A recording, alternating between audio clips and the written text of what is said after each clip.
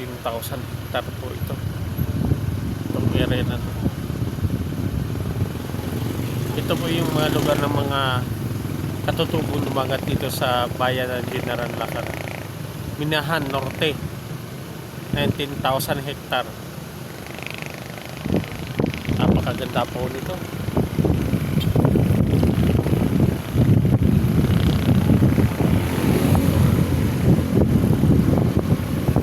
Yan, gawang-gawa na po yung kalsada dito.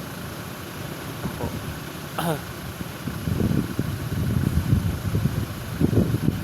Kasama po natin ang buyer ng property. At sinecheck na po nila kung ayos itong property dito. Ang kailangan lang dito ay makonsolidate natin lahat itong property nito. Napakaganda po nito. Yung mga katutubo na yan, then hindi yan tatanggalin. Lalagyan pa sila ng mas magandang tirahan. Ganda. Mga pantayanan po yan dyan sa taas, hindi masyado matarik.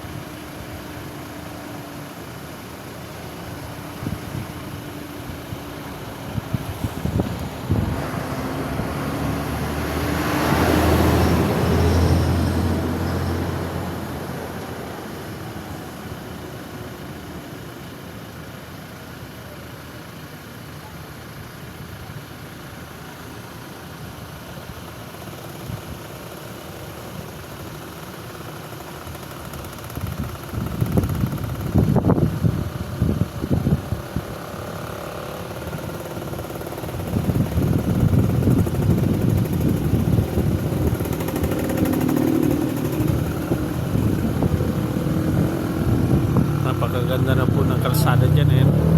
Dati single lang po ang nakakadaan dyan, ngayon simentado na yan. Pinaganda po ni Mayor yan yung daanan dyan, simentado na po yan. Pwede nang makapasok dyan mga kotse.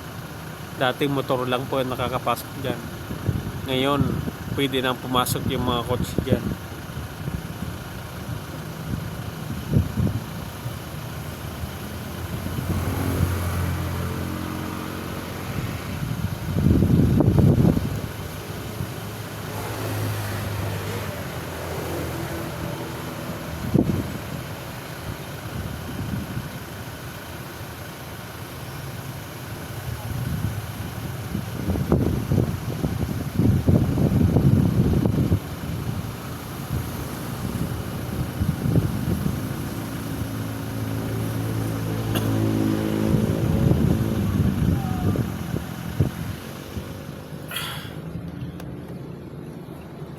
Ayan po yung mga kasama natin.